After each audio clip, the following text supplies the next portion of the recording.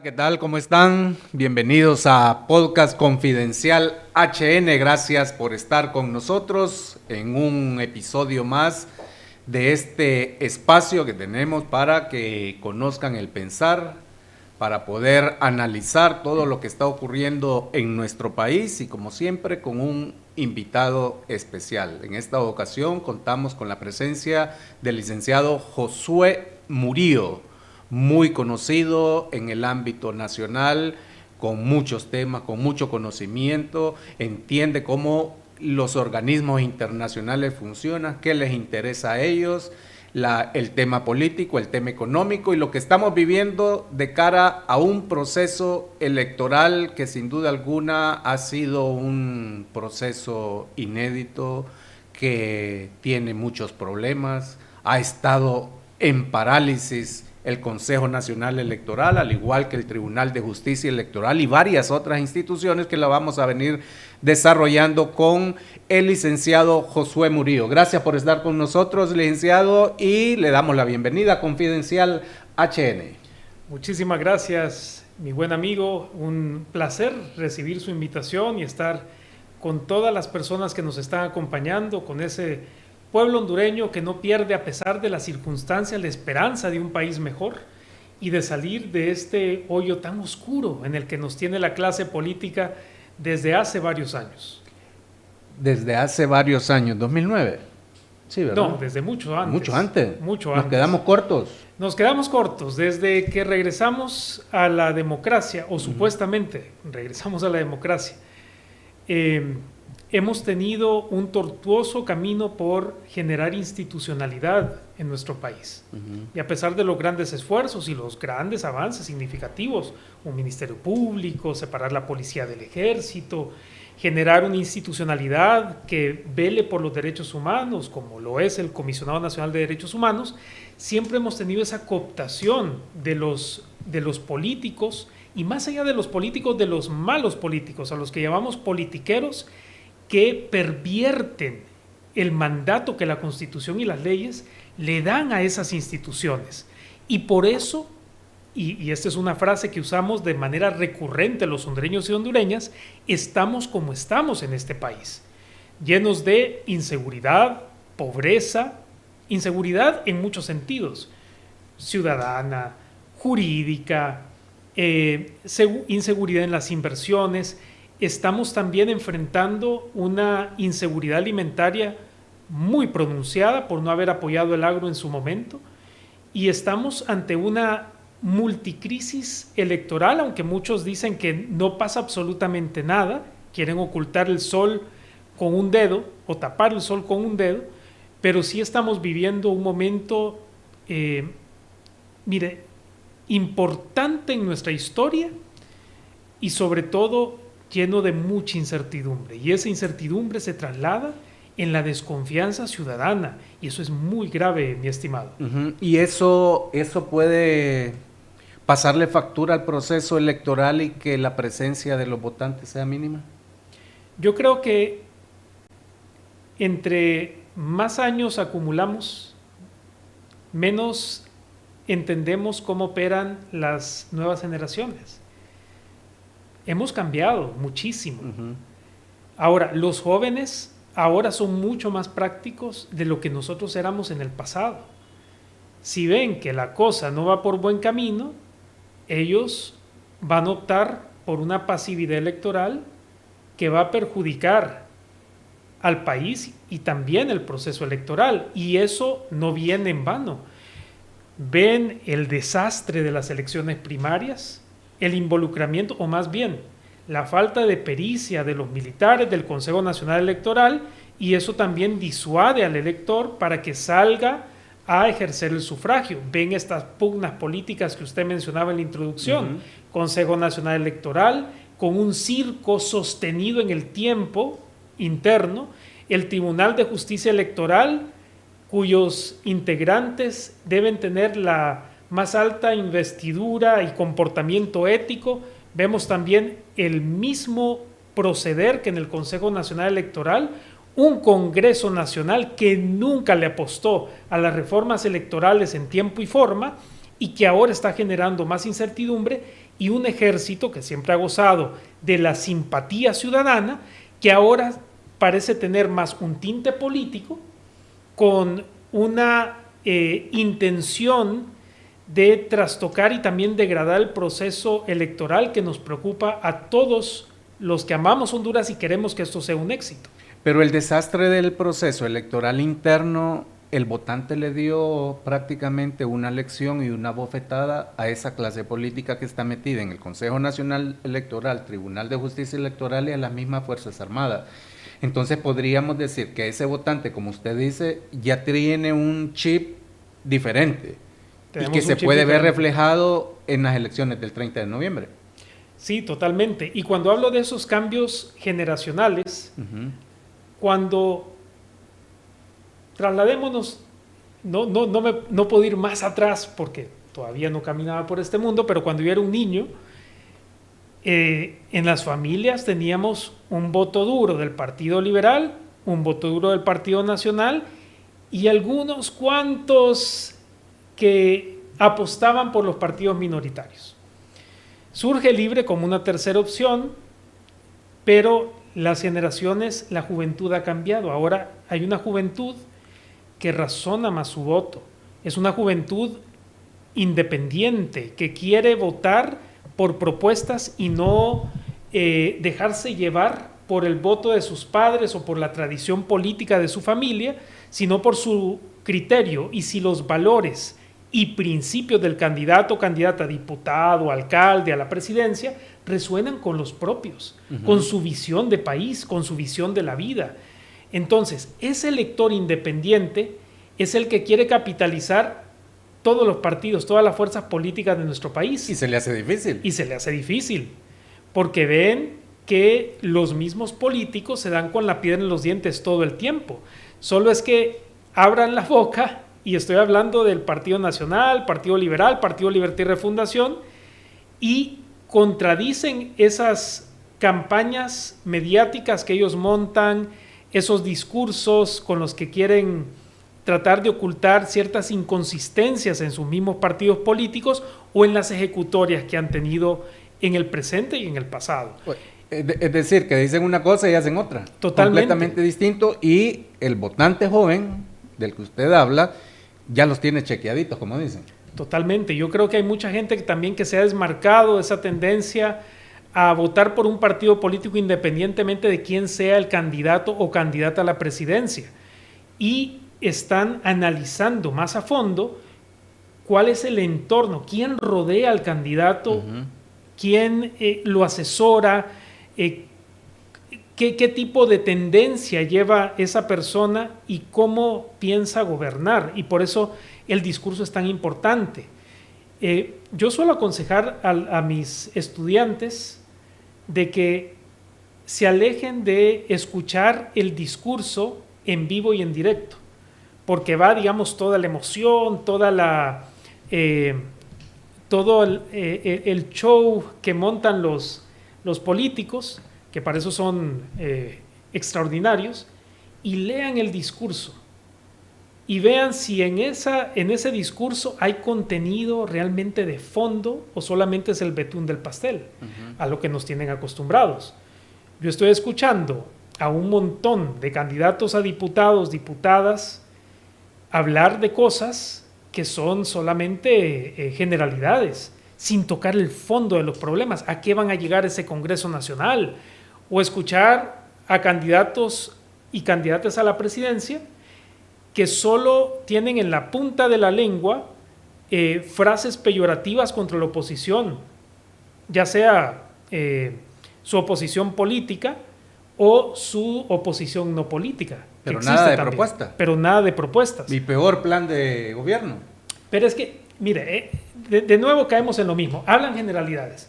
Yo le puedo decir a usted en cualquier cafecito, yo lo puedo invitar a cualquier bar de Tegucigalpa y decirle a usted lo mismo que dicen estos candidatos. Yo voy a generar viviendas, voy a generar un mejor sistema de salud, voy a traer inversión internacional. Pero no le dicen cómo llegar de la A a la Z. El proceso es lo que se saltan y es lo más importante, y eso es lo que nos indigna, que ellos dicen, no, si tenemos propuestas, entren a mi página web, escuchen mi discurso. Sí, pero usted sigue hablando generalidades. No nos dice cómo revertir. Exacto, no nos dicen cómo revertir la corrupción. O vemos, por ejemplo, y aquí voy a llevarme a los 3 partidos parejo. Y esa es la ventaja de ser un ciudadano con criterio independiente, no chambero que está esperando que alguien llegue a la presidencia para que le dé a usted un puesto, ni pidiendo puestos tampoco, que es lo que tenemos los electores que tenemos criterio independiente y que somos un buen número de ciudadanos y ciudadanas. Tenemos un partido nacional, por ejemplo, que dicen que ya no son lo mismo de el narco corrupto de Juan Orlando Hernández, pero vemos las mismas caras que rodeaban a Juan Orlando Hernández. O vemos un partido liberal que sirvió de, disculpen el término tan peyorativo, de dama de compañía del Partido Nacional, queriendo lavarse las manos, diciendo tenemos un candidato que lucha contra la corrupción, que es impoluto, posiblemente, pero tienen a personas que han sido juzgadas, no en Honduras, desafortunadamente, porque tenemos un sistema de justicia endeble, en otros países, detrás de bambalinas, manejando los hilos del poder, o el Partido Libertad y Refundación, que ponía un ejemplo muy sencillo, y lo aplaudí en su momento. Funcionarios del actual gobierno, que junto a este servidor y otros analistas políticos, que no pertenecemos a fuerzas políticas, criticamos duramente, y recuerdo que fuimos inclementes, a la ministra sin cartera Hilda Hernández, y decíamos, eso se llama nepotismo y es una modalidad de corrupción y eso no puede pasar en futuros gobiernos. Y recuerdo un montón que ahora se lavan las manos diciendo, sí, eso es nepotismo, eso no puede ser, y ahora aplauden el nepotismo de su gobierno. Por eso le digo, se dan con la piedra en los dientes. Sí tuvimos un narcogobierno de Juan Orlando Hernández, degradó la institucionalidad terriblemente y generó corrupción obscena. Pero ahora tenemos personas que criticaban los mismos actos de Juan Orlando Hernández y que tratan de limpiarlos, y lo único que cambió fue la bandera política, el color de la bandera, y eso da vergüenza. Hay otros en el mismo partido, Libertad y Refundación, que se han mantenido con un criterio que yo admiro, nadando contra la corriente discursiva de su propio partido político, han asumido el costo político de decir las cosas como son, pero están metidos en política. Entonces, sí asumen ese costo y también lo sufren. Entonces, en este proceso electoral, desafortunadamente, mi estimado amigo, mis estimados connacionales, estamos como hace 3 años y meses, escogiendo el mal menor y no al mejor candidato o candidata. Eso es lo que tenemos en este momento. Es decir, para votar en contra de y no para favor del país. Sí, y estamos tan polarizados, que le aseguro que cualquier persona que escuche estas intervenciones del Partido Libertad y Refundación va a decir, este ya se vendió al Partido Nacional. Y los nacionalistas que escucharon la primera parte van a decir, ese es de Libre.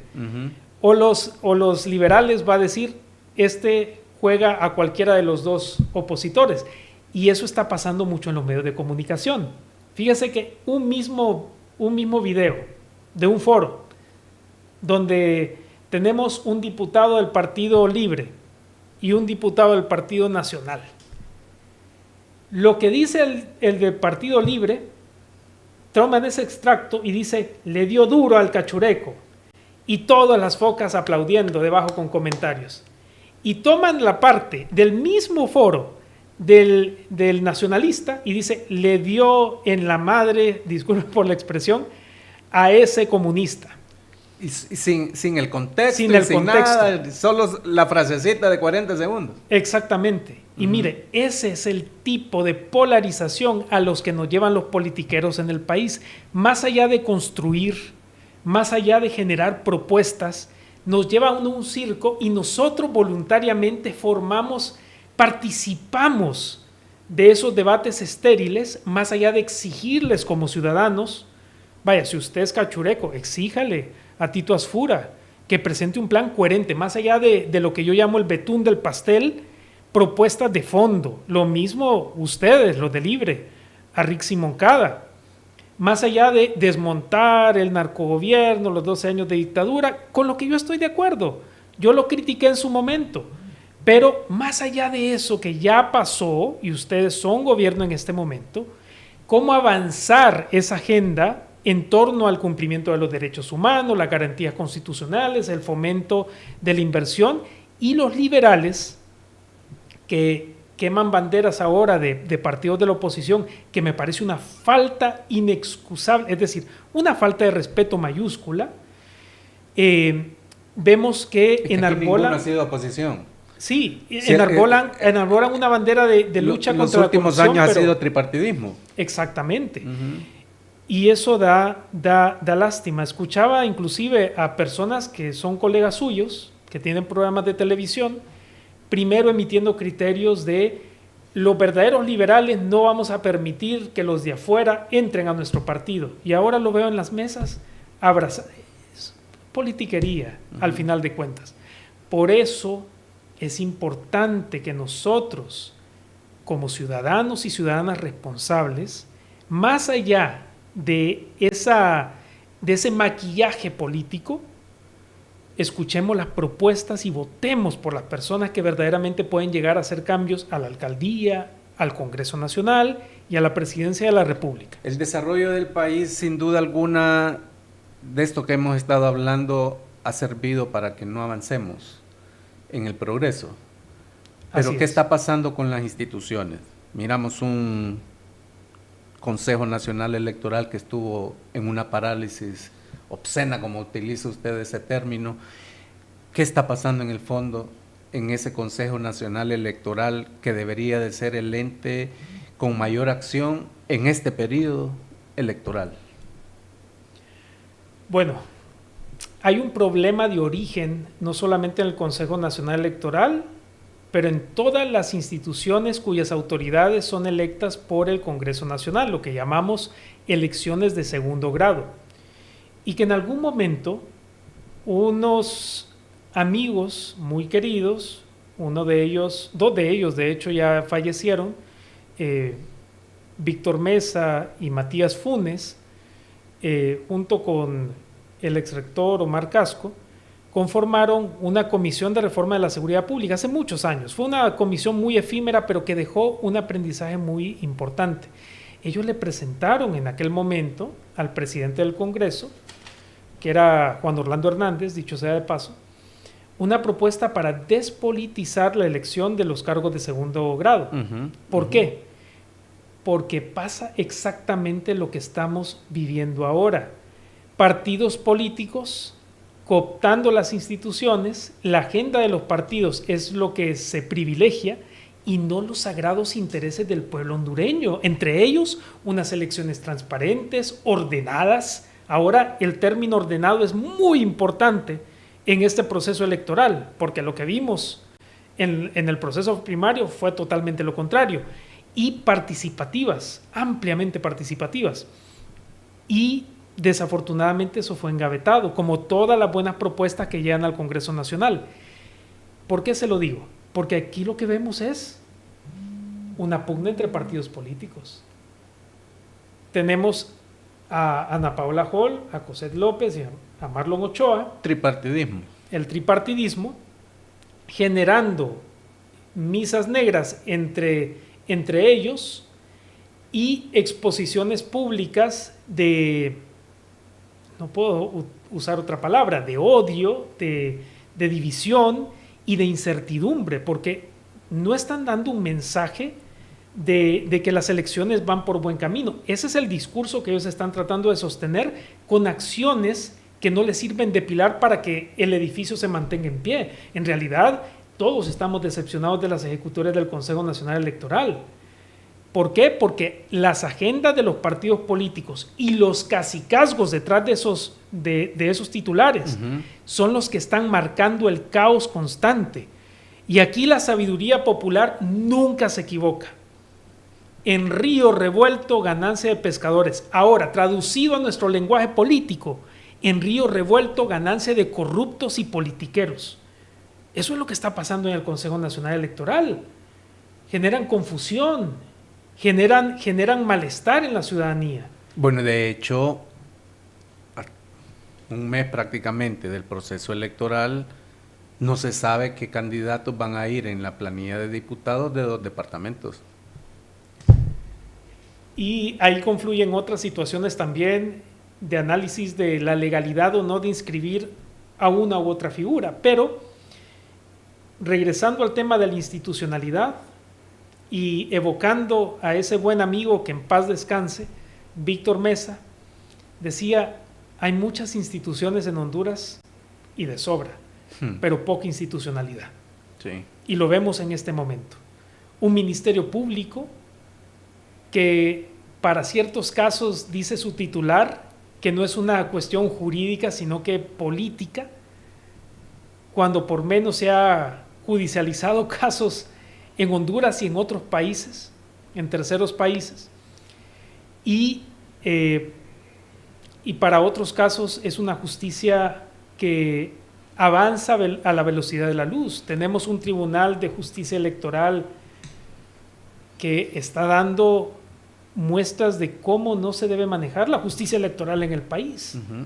Más allá de criterios jurídicos, que para eso se les colocó en esos puestos, para representar de nuevo al soberano, que es el pueblo hondureño, siguen con esas agendas políticas y tratando de desestabilizar un proceso que debería generarle civismo, confianza y alegría al pueblo. Nosotros queremos, como ciudadanos y ciudadanas, elegir en paz, en armonía y con la certeza de que nuestro voto va a marcar una diferencia a nuestras futuras autoridades. Es decir, que lo único supremo que tiene esa justicia electoral es el desorden. Es el desorden. Es la politiquería barata. Totalmente. Y aquí es donde entra la brecha enorme que existe en nuestro país entre lo que está plasmado en la Constitución de la República, las leyes y el ordenamiento jurídico en su conjunto y la praxis. Todo esto, quiero dejar el tema de las Fuerzas Armadas por último.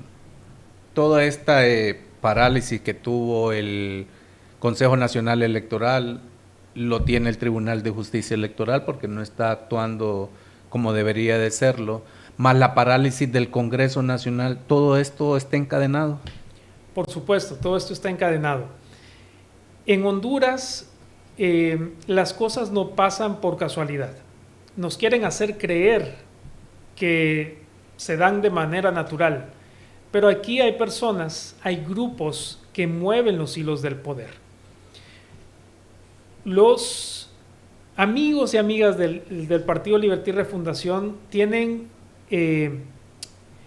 ciertas frases que recupero y que considero que son ciertas. Hay grupos de poder económico en Honduras que han movido la política, los intereses nacionales e internacionales, pero ahora han emergido otros grupos que, aunque no son parte de las 10 familias, también mueven los hilos del poder. Pero para eso está el Estado, para controlarlos. Ellos van a querer hacer sus cosas, pero para eso está la institucionalidad, para detenerlos. Y mientras estos que manejan los hilos del poder pongan en puestos claves a sus títeres políticos, la cosa va a seguir igual, ya sea en la Corte Suprema de Justicia, en el Ministerio Público, en toda la institucionalidad del Estado. Bueno, no me canso de decirlo y lo voy a seguir sosteniendo hasta que sea un ser humano senil y se me olvide el asunto. Pero en esa Corte Suprema de Justicia falta una abogada destacada que se llama Ana Alejandrina Pineda. Ella tuvo que haber sido la presidenta de la Corte Suprema de Justicia y la dejaron fuera. La mejor evaluada. La mejor evaluada y una de las más destacadas juristas de nuestro país, simple y sencillamente porque no estaba jugando a el son que le quería poner el Partido Libertad y Refundación y el Partido Nacional. Así de sencillo. Y lo mismo ocurrió también en el Ministerio Público. Lo mismo ocurrió en el La Ministerio mejor evaluada Público. quedó afuera. Exactamente. Entonces, se preguntan los jóvenes, ¿de qué sirve exponerme a tanta educación si al final de cuentas políticamente se resuelve en esto? Yo lo que necesito es un buen padrino o una buena madrina política para prosperar. Y es ahí donde vemos también a muchos politiqueros. Mire, solo basta con manejar por toda la ciudad y usted va a ver afiches con rostros ahí que son un montón de gente que lo que quiere es llegar al Congreso Nacional para tener 4 años de salario fijo. Si hay afiches, como usted dice, más de candidatos a diputados que del mismo candidato presidencial en un partido político, ¿quién hay? Imagínense.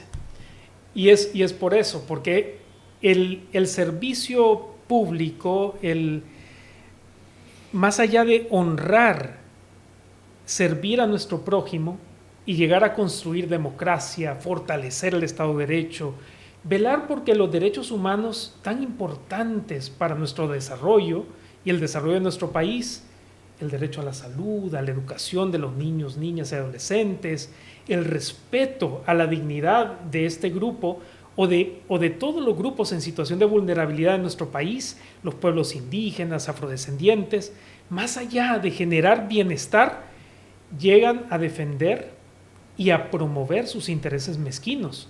Y por eso es que tenemos a un montón de candidatos a diputados y diputadas que aspiran llegar al Congreso, 1, para tener chamba por 4 años, chamba segura, y 2, para obedecer lo que su titiritero político o cacique político les diga en el Congreso, más allá de sus principios y valores. Muchos de ellos tal vez los tienen pero degradados o subordinados a intereses que no son los nuestros. Pero es peor también muchos candidatos que quieren reelegirse y han venido haciendo las cosas como con las patas prácticamente, y perdón por la expresión, pero es la verdad, han mantenido un Congreso Nacional paralizado, una oposición que antes hacía una cosa y hoy está haciendo otra. De hecho, hay una autoconvocatoria. ¿Es necesaria o no ante la parálisis que hay del Congreso Nacional sin justificación clara de que haya una autoconvocatoria? Bueno, voy a retroceder un poco. Cuando Mauricio Oliva era presidente del Congreso Nacional de la República, recuerdo que criticaba abiertamente el trato indigno que le daba a la oposición política, en ese momento a los diputados y diputadas del Partido Libertad y Refundación. Me parecía terrible la forma en la que los trataba, los marginaba, no los escuchaba, tenían que gritar porque les apagaban los micrófonos. Era algo que yo esperaba haber superado en este Congreso Nacional. Y me llenó de mucha esperanza ver a un presidente que ha enarbolado históricamente la bandera de la lucha contra la corrupción. Me refiero a Luis Redondo.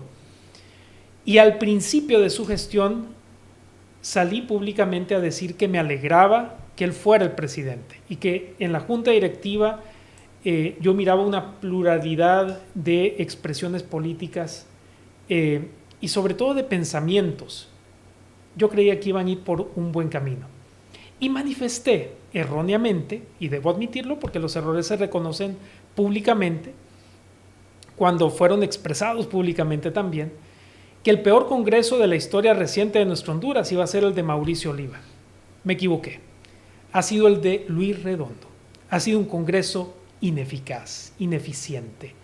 No ha habido diálogo político. Ahora lo escucho, que salió el día de hoy en una grabación, o no sé si fue en vivo, hablando de que trató de generar consensos y diálogo con los jefes de bancada, con las diferentes expresiones políticas. Mire, nosotros tenemos una frase que todos los abogados no se cansan de decirla: en tiempo y forma. Ya no es el tiempo. se les acabó el tiempo. Esto lo tuvo que haber hecho a lo largo de estos 3 años y medio de gestión. No lo hizo. Y ahora la oposición política se está trincherando, no sé para qué, porque realmente, a ver, yo entiendo la finalidad, y es evitar que se trastoque cualquier proceso, cualquier marco normativo en este periodo que le queda al Congreso Nacional. Pero, de nuevo, el tiempo ya pasó para ese diálogo. Siempre es importante que se sienten, pero de nuevo perdió una oportunidad de oro. Tenía una bala, pero era una bala de cañón, de hacer las cosas bien, de pasar como el mejor Congreso de la historia. Todo lo que critiqué que hacía Mauricio Oliva y su junta directiva contra los de Libre lo hizo contra los del Partido Nacional. Yo pensaba que iban a llegar con un grado de madurez mayor, aprendiendo de los errores y de las malas prácticas de el gobierno pasado, tanto en el legislativo como en el ejecutivo, para borrar un poco esa impresión que tenemos los ciudadanos de que están repitiendo o están emulando los errores de los cachurecos. Dicen, no somos lo mismo, como un eslogan que han adoptado, pero es que de nuevo, si el cielo es azul y usted me dice que es rojo, yo voy a sostener que es azul. Eso es lo que está pasando. Tratan de discursivamente justificar algo que es injustificable. El fondo de eso es nombrar esa comisión permanente de cara al proceso electoral si en el Consejo Nacional Electoral no hay consenso sobre los resultados. Sí, y se está tratando de evitar, o esa es la intención de la oposición política. Uh-huh. Es una lucha que tenemos que esperar para ver cuál va a ser el resultado, ¿ok? Yo sé que han habido movimientos políticos en el Congreso Nacional.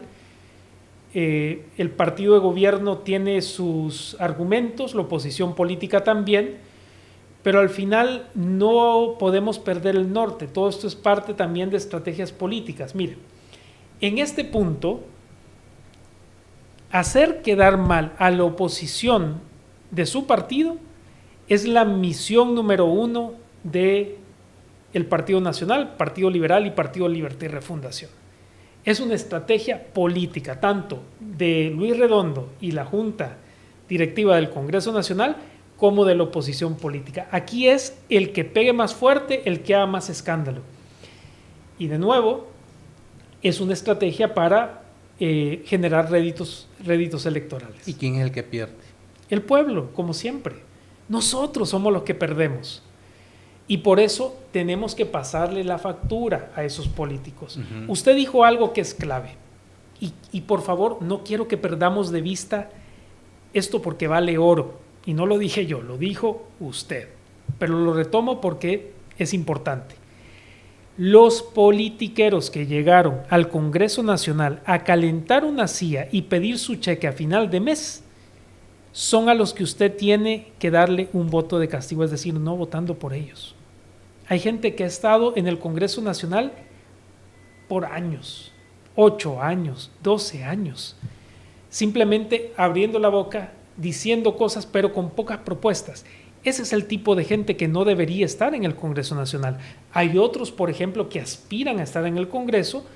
Yo los valoro positivamente porque sé que son excelentes profesionales, saben cuál es la visión que hay que seguir para sacar del subdesarrollo al país, y que están distribuidos en todos los partidos políticos, no solamente en los 3 mayoritarios, pero también en los partidos minoritarios. Hay muy buenos candidatos. Pero nos dicen, conozca a su candidato, el candidato por el que usted va a votar.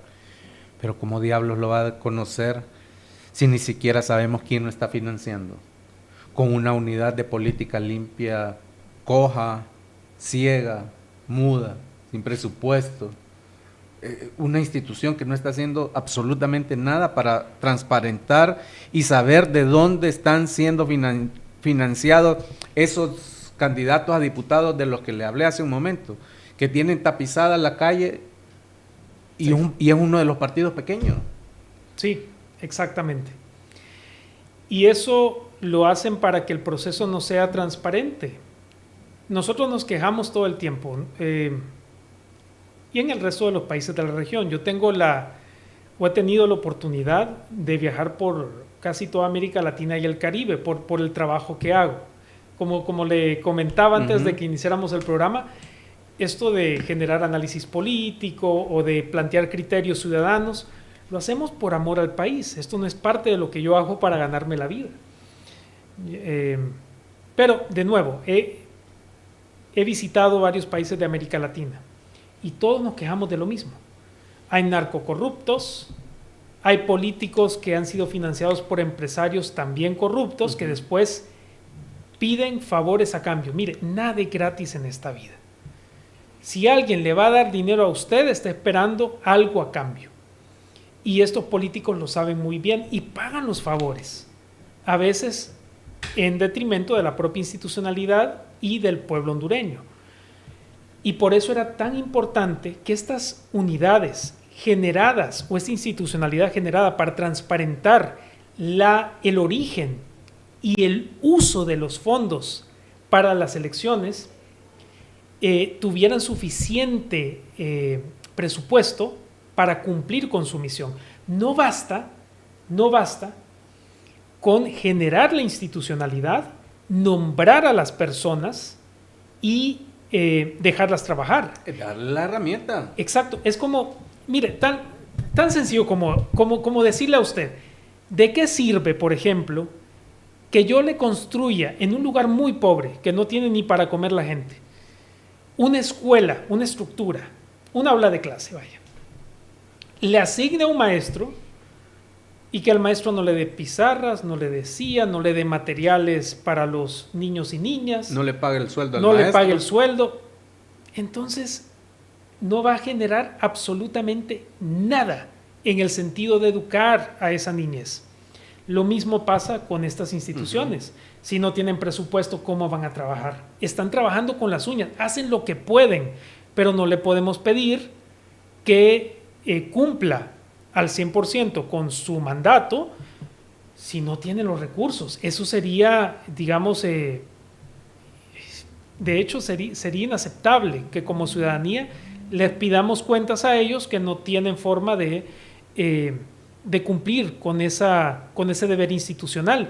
Y la culpa la tiene el Congreso Nacional de la República y los políticos que han mantenido, y aquí sí, todos cortados con la misma tijera, a estas instituciones muriendo por inanición, porque simplemente no les conviene que averigüemos nosotros o que investiguemos de dónde vienen esos fondos. Antes hablábamos de los cachiros, de estructuras criminales que financiaban a políticos, o del mismo presupuesto del Estado financiando campañas políticas que se admitió públicamente. Juan Orlando lo admitió públicamente. Y nunca se le educó responsabilidad en Honduras. Que no vendieron la yuca. ¿Te acuerdas que dijeron que iban a vender yuca con chicharrón para poder recuperar? No se vendió la yuca. No se vendió. Sí. Y ahora no sabemos cómo se están financiando estas campañas. Y tiene razón, yo también me hago la misma pregunta. ¿Cómo partidos pequeños, partidos que llamamos bisagra, tienen tanta publicidad? Esa publicidad es carísima. Entonces, al final de cuentas, estamos llorando sobre la misma leche derramada de hace 4 años, de hace 8 años, de hace 12 años, y no cambia la cosa. Por eso las reformas electorales, los presupuestos que se le deben asignar a la institución no son negociables. El próximo Congreso, si no genera esas reformas que vengan a mejorar el proceso, a transparentarlo, a hacerlo, a generar esa seguridad jurídica que nos hace falta el día de hoy, si no le damos los fondos suficientes a las instituciones encargadas de velar por la transparencia electoral, vamos a seguir quejándonos de la misma vaina de aquí a 30 años. Pero lo mismo dijeron en el gobierno anterior. Exacto. De que había que iniciar con esa reforma y hasta la fecha nada. Y vamos a un proceso con las mismas reglas del pasado, con la misma manipulación de los procesos electorales y ante una incertidumbre ante los resultados que se puedan aceptar o no por parte de los que pierdan y por parte de los que ganan. Bueno, y eso también será objeto de mucho cuidado y seguimiento de parte de la ciudadanía. Aquí hemos hablado de los partidos políticos, de la institucionalidad, de la empresa privada, que gran parte de la empresa privada es honesta, genera desarrollo. Hay un grupúsculo de malos empresarios que también han pervertido procesos de licitación, han tratado de sobornar y comprar voluntades. Pero no hemos hablado de la sociedad civil, que también ha cumplido con un rol a veces positivo de observación, de seguimiento, de veeduría ciudadana, incidencia política. Con mucha valentía, porque también son mucha amenazados. Valentía. Por ejemplo, yo lo digo abiertamente, admiro mucho el papel histórico desde que Gabriela Castellanos asumió el CNA. Y recuerdo a muchos, de nuevo, con mucho dolor lo digo, a muchos del partido de gobierno que criticaban a Juan Orlando y las estructuras corruptas del Estado a la par de Gabriela Castellanos. Ahí tenga capturas de pantalla, fotos de ellos a la par de Gabriela, y que ahora dicen que ella apoyaba al narcogobierno de Juan Orlando porque los critica por las mismas razones que antes criticaban. Entonces, la admiro porque a pesar de las grandes críticas de la izquierda y la derecha hondureña, ella se ha mantenido incólume luchando contra la corrupción. Esa sociedad civil, por ejemplo, es muy valiosa. Sociedad civil que no se plegó a los intereses de Juan Orlando Hernández ni hizo cogobierno con Juan Orlando Hernández, como tuvimos una sociedad civil que sí lo hizo, o una sociedad civil que antes era muy crítica y que ahora parece que son un apéndice del partido de gobierno. Eso también degrada la confianza en los que supuestamente deberían tener un criterio más objetivo, de acompañamiento, pero cuando ya se meten en las estructuras de gobierno, cuando aplauden todo lo que hace el gobierno y critican solamente lo que sale de la oposición, tenemos una sociedad civil cooptada. Y de nuevo, no podemos meter en una misma bolsa a todo el mundo. Hay una sociedad civil muy objetiva, que comprometida, que trata de construir democracia, que de eso se trata, y hay otra que por sus liderazgos también se plega al partido de turno.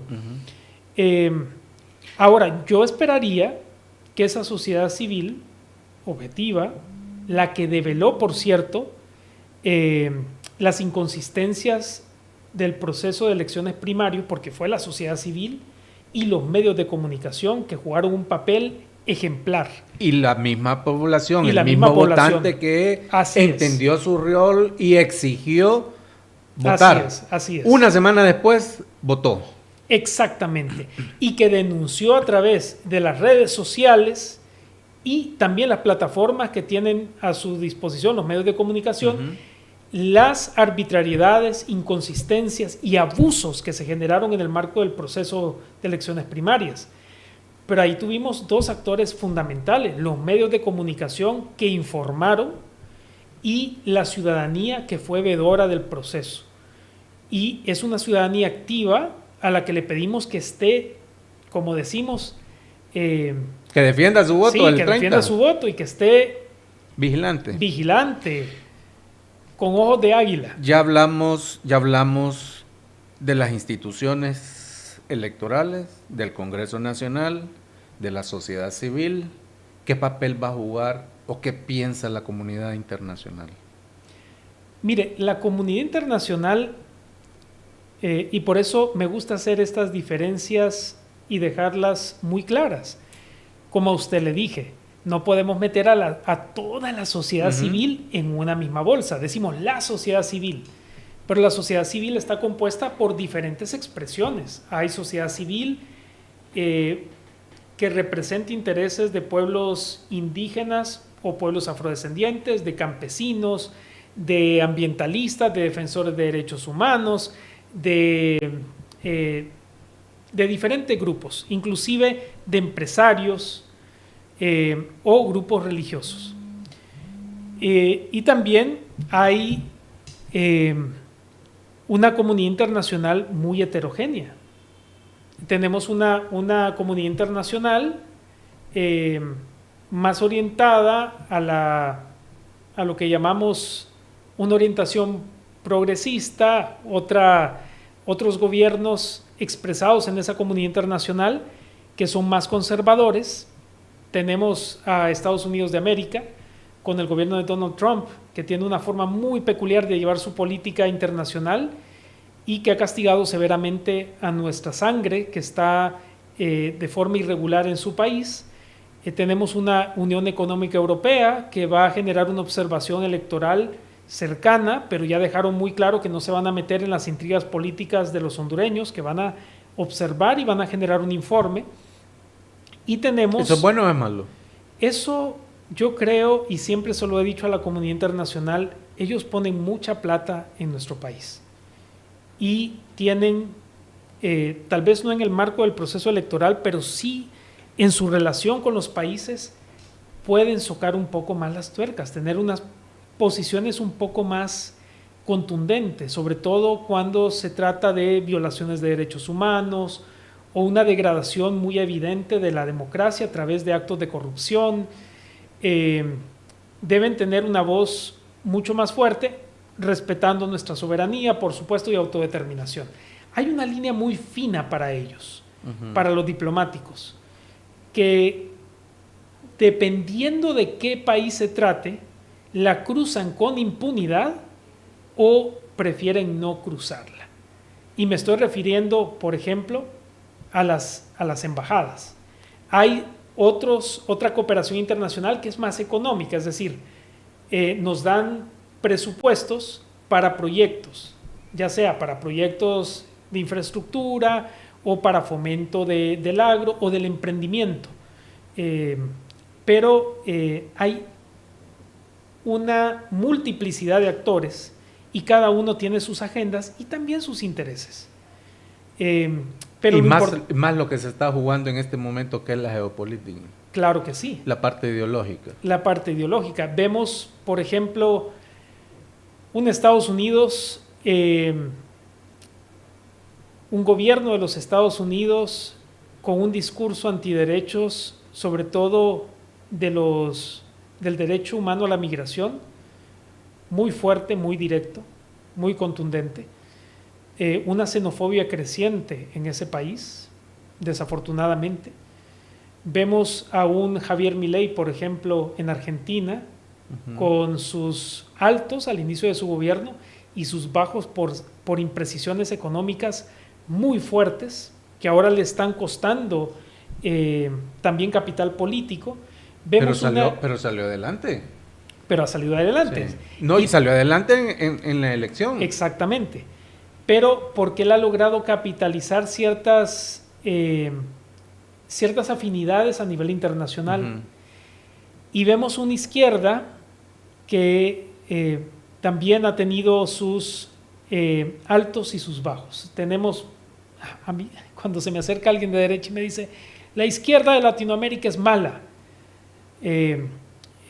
o como decimos nosotros en el lenguaje más interno, esos ñángaras son perjudiciales, son nefastos, son lo peor. Siempre recuerdo una expresión que la dijo un analista político y que se me quedó muy grabada: se roba con la izquierda y se roba con la derecha. Y a nivel de izquierda, que en paz descanse, tenemos al expresidente de Uruguay, Mujica, José Mujica, un ejemplo de rectitud y un hombre de izquierda. Pero no lo siguen. Ni lo obedecen lo que decía. Tenemos una izquierda y una derecha que se está peleando el puesto por quién roba más y quién hace peor las cosas. Esa línea delgada de la que me habla, que dependiendo del país la pasan o no, la rompen o no esa línea. En Honduras, ¿cómo es esa línea? ¿Gruesa, delgada, fuerte, sólida? para que la comunidad internacional pueda dar sus opiniones en cuanto al proceso electoral se pueda dar? Mire, a veces nosotros le damos mucho formalismo a cosas que al final de cuentas terminan en la esfera más individual. ¿Y a qué me refiero con esto? Yo he conocido diferente tipo de personalidades en la comunidad internacional. Sí juega un rol importante qué tipo de persona lidera como jefe de la observación internacional por la Unión Europea, o quién es el representante de la Unión Económica Europea en su momento, o el encargada de negocios, o el embajador o embajadora de los Estados Unidos. Tiene mucho que ver con las personalidades y también con la línea que les dicta el propio gobierno. Muchos se salen de esa línea cuando por criterios personales creen que es importante hacerlo. Otros se mantienen dentro de esa línea. Ahora, creo que en este momento es importante pedirle mucha coherencia a la comunidad internacional y que expongan todas esas prácticas, inconsistencias que ellos vean en el proceso electoral con mucha contundencia. Queremos una comunidad internacional robusta, una comunidad internacional que no sea complaciente con la corrupción, y más allá de esa relación diplomática que deben sostener con el gobierno de Honduras, muy importante será que no guarden silencio ante posibles boicots o intentos de cooptación o degradación del proceso político electoral. Eso dejaría un mal precedente para la cooperación internacional, que en el pasado ha sido duramente criticada precisamente por ser tan laxos con sus valoraciones. Esas expresiones que nosotros llamamos coloquialmente ni chicha ni limonada no nos sirven para nada. Si hay corrupción, sí. si hay un intento de golpe técnico o cualquier cosa que sea anómala, deben decirlo y deben generar ruido. Mire, como ocurrió en Venezuela. Exactamente. Mire, cuando uno viene del área de la Defensoría de los Derechos Humanos, que ha sido mi génesis profesional, uno entiende que si no está haciendo ruido, si no genera incomodidad, no está haciendo bien su trabajo. Y eso se aplica a todo. Y ciertamente es así, pero con fundamento. Es decir, debe ser un proceso de observación electoral apegado rigurosamente a esos estándares internacionales que son los que rigen las buenas prácticas electorales. Todos tratamos de mejorar la institucionalidad a través de esos estándares internacionales. Y lo seguimos. Se lo digo desde la Defensoría de los Derechos Humanos. Nosotros tenemos estándares interamericanos, estándares de la ONU, y tratamos de alcanzarlos en la medida de lo posible. Lo mismo debe suceder con este tipo de situaciones que estamos a punto de vivir en este país. Quise dejar este tema ya en los últimos minutos, licenciado Josué Murillo, para dejárselo a las Fuerzas Armadas, ese rol que están jugando el jefe de Estado Mayor Conjunto, porque es el único que ha salido a dar la cara y no sabemos cómo está a lo interno de las Fuerzas Armadas. Está pidiendo las actas de los resultados de ese proceso electoral. Se justifica, a pesar de todo lo que hemos hablado acá de la institucionalidad paralizada, de un Congreso Nacional que no se sabe qué es lo que quiere, también paralizado, de la comunidad internacional que dice usted que la línea el hilo es muy delgado.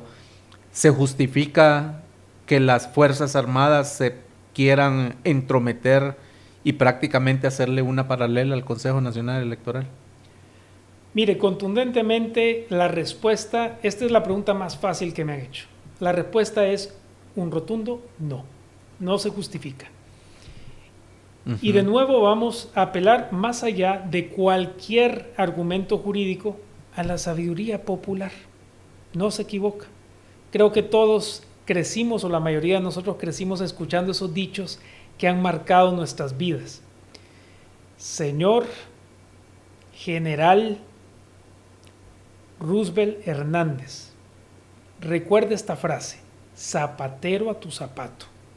Es decir, usted tiene una misión, una función, un mandato constitucional, sí, pero el Consejo Nacional Electoral tiene el propio y usted no puede invadir competencias. Y muy importante será que, más allá de cualquier afinidad político-partidaria que usted pueda tener personalmente, aunque me saque y me recite las bellas estrofas de nuestra Constitución o las bellas letras de nuestra Constitución, que ustedes son una institución apolítica, no beligerante, mire, sus acciones hablan más que esas letras. Y es importante que le dé certeza, certidumbre a la población. Lo que está generando es más desesperanza y no es justo para un pueblo que ha sido tan golpeado por todos los partidos políticos que han llegado al poder. Es importante que usted asuma su rol, lo cumpla a cabalidad, no como en las elecciones primarias, y no le monte una paralela al Consejo Nacional Electoral, que es, en pocas palabras, lo que está pasando. Esos despliegues de poder malintencionados, llegar con un contingente militar a una reunión al Consejo Nacional Electoral. Nosotros leemos esas manifestaciones simbólicas, sabemos que es un despliegue de poder. Y ya que utilicé la palabra al inicio de esta entrevista, lo voy a hacer ahora: obsceno, injustificable. Es una forma de decir: aquí tenemos las armas, aquí tenemos el poder. Señor, este es un proceso civil y se debe manejar por los civiles. Ustedes tienen su rol y es importante. Esto es como construir un edificio. El proceso electoral, imaginémonos que es un edificio que estamos construyendo. El guardia de seguridad se queda en la noche para evitar que se roben los materiales de construcción. El que llega con el camión y los materiales juega su rol, el ingeniero y el arquitecto el de ellos. Pero si yo quiero poner al guardia de seguridad a generarme los planos para el edificio, ahí voy a tener un problema. Y eso es lo que está pasando con usted. Apéguese al mandato que le da a usted la Constitución y todos vamos a estar bien. Si no, usted también puede pasar a la historia, y ya se lo está ganando, como uno de los generales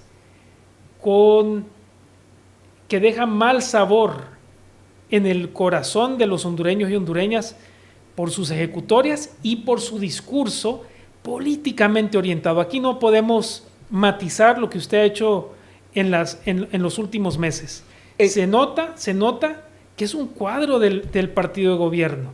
Más allá de cualquier función que le delegue la Constitución, de cualquier discurso que trate de justificar sus ejecutorias, se nota claramente que ha sido manipulado políticamente, y eso usted lo puede revertir en este momento. En 30 segundos para finalizar, ese desprestigio, esa falta de credibilidad del señor Roosevelt Hernández llega después de las elecciones internas del 9 de marzo o desde antes, cuando aparece en un video con la gente que está siendo señalada y buscada y da recompensa a Estados Unidos por los vínculos que hay con el crimen organizado y el narcotráfico? No, desde mucho antes. Inclusive al increpar a sus antiguos excompañeros, era muy clara la intención. Y todos y todas estamos en contra de los golpes de Estado porque retroceden nuestra vida democrática por muchos años. Pero estamos en contra también de que las Fuerzas Armadas se presten a una manipulación política. Es una institución en la que muchos y muchas seguimos confiando. Pero por favor, no degraden esa imagen. El pueblo no merece eso, ustedes tampoco. Licenciado Josué Murillo, muchas gracias por habernos acompañado. Un placer, Gracias como por la siempre, invitación. dialogar con usted, con mucho conocimiento y con lo que puede ocurrir, lo que ha venido ocurriendo durante estos últimos meses y se fue mucho más allá.